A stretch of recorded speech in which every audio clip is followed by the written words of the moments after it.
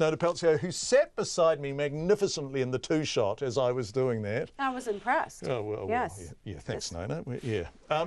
Let's turn to business news now. There's a lot that you want to talk about tonight, but I just give us a sort of thumbnail take on what business spokespeople, they have made of the budget. Well, I did spend a bit of time going through our email. We get a lot of responses through the afternoon following the budget release, and it was mixed, but mostly people were, okay, this is a good budget if you are one of the beneficiaries of it. Not so good for business. Not a surprise, but the lack of clarity in the detail of some of the things that have been proposed. For example, the Kiwi Build. How does that work? The last of this type of budget, next year we're going to have a well-being budget. What are the details of that?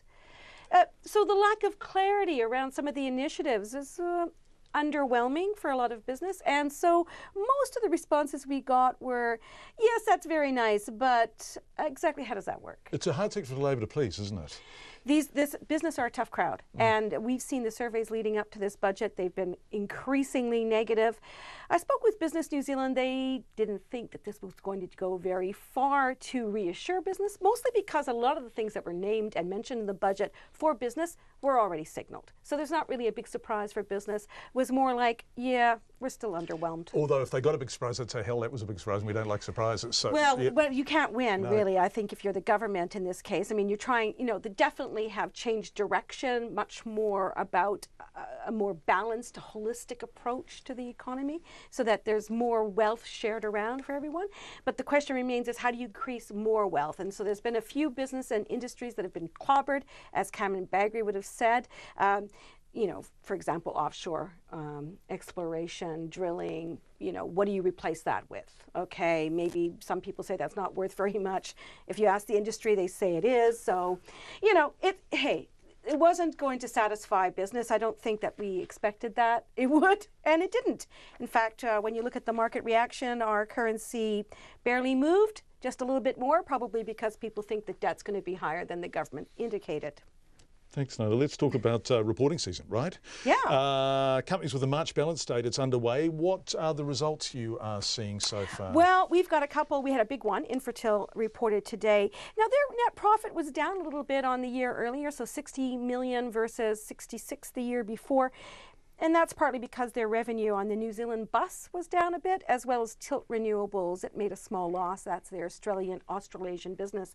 That's the one we talked about earlier this week, which was so mind-boggling you had to clarify it for our listeners. But basically, they own 51% of this company. 50.7. Thank you very much. Pleasure. Wow. Yeah. I'm impressed. No, someone texted in the other night. Okay. That's our audience, Nona. Oh, they wow. know. Well, yes, and so Mercury recently, this week, put their hand up and said that they had bought almost 20%. We're looking perhaps for another 7%. And of course, Infratil said, no, thanks, we're not interested. So we'll see what happens with that. And and then we had PushPay. That's that company that has the app where you can use it to give donations to churches. You know them. They're the US. Now, look, they made a loss of $23.3 million, which was actually $2 million better than they did the year earlier. But their revenues are really strong. They doubled those in the past year, and they really are doing quite well in terms of lifting customer numbers. Their expectation is that they're going to have more than half of their customers will be large, medium size, and they think that that's going to drive up their revenue to about $1 billion a year over the long term. So, and you would have thought, wow, that would have excited the market, but no, you'd be wrong because their PushPay share price fell 5%. I guess people weren't that convinced. Infratil was up 1.9, and A2 Milk, we talked about that yesterday, absolutely. Took a huge clobbering. Well, they came back 4% today. So overall, our top 50 index, it rose more than 0.5%.